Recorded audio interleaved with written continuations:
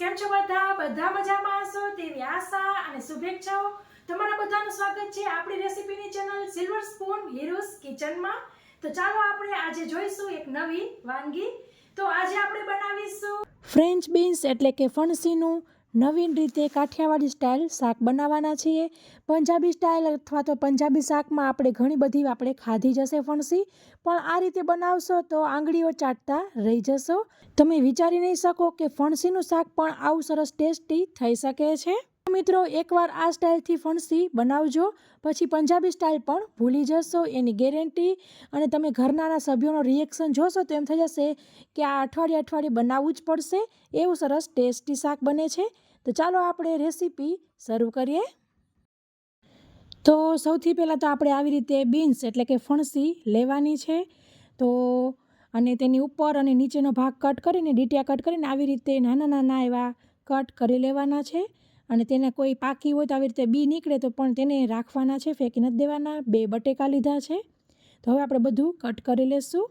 તો ફ્રેન્ડ્સ, તમે જોઈ શકો છો સરસ કટ કરી લીધું છે અને 2 વખત સરસ ધોઈ લીધું છે।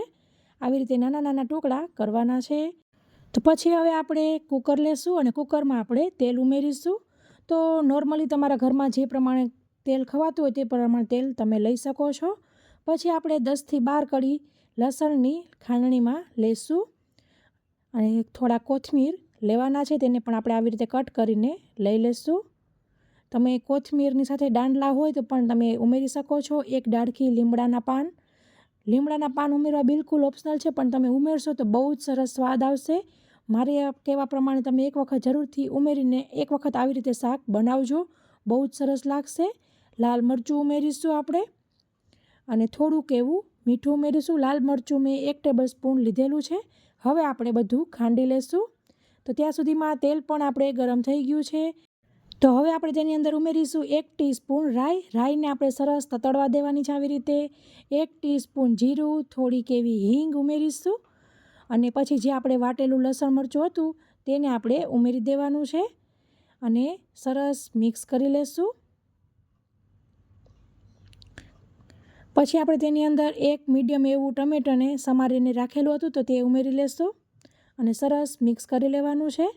પછી આપણે તેની અંદર ઉમેરીશું ધોયેલા બીન્સ અને બટેકા, તો તે પણ ઉમેરી દીધા છે અને હવે મિક્સ કરી લેશું। જ્યારે પણ તમે લસણ મરચું વઘાર કરો ત્યારે ગેસની ફ્લેમ ધીમી કરી લેવી। તો હવે બધુંય સરસ મિક્સ કરી લીધું છે, મસાલા કરી લેશું। તો 1/2 ટીસ્પૂન હળદર ઉમેરીશું, પાછું લાલ મરચું ઉમેરી રહી છું 1 ટીસ્પૂન, આ બીજી ટીસ્પૂન, તમારા ઘરમાં સ્વાદ પ્રમાણે લેવું। અહીં મારું મોરું છે એટલે હું વધારે લઈ રહી છું। 3 ટીસ્પૂન ધાણા જીરું લેશું, સ્વાદ મુજબ મીઠું ઉમેરવું અને બધુંય મિક્સ કરી લેશું।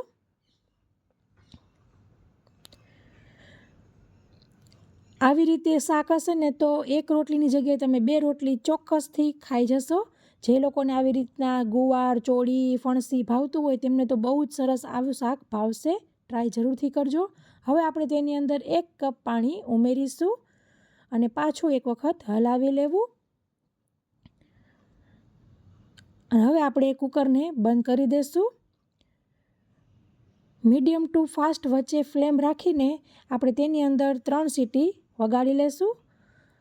તો ફ્રેન્ડ્સ, 3 સીટી થઈ ગઈ છે, નોર્મલ વરાળ તેની મેળે જ નીકળી ગઈ છે। તો હવે ખોલી લેશું અને તમે જોઈ શકો છો સરસ આપણું શાક બિલકુલ રેડી છે।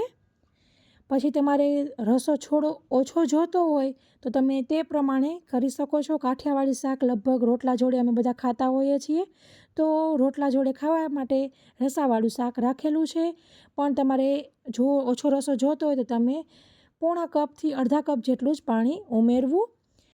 તો મિત્રો, આશા રાખું છું કે તમને મારી રેસીપી જરૂરથી પસંદ આવી હશે। પસંદ આવી હોય તો લાઇક કરજો, તમારા ફ્રેન્ડ ઓર ફેમિલી સર્કલમાં શેર કરજો।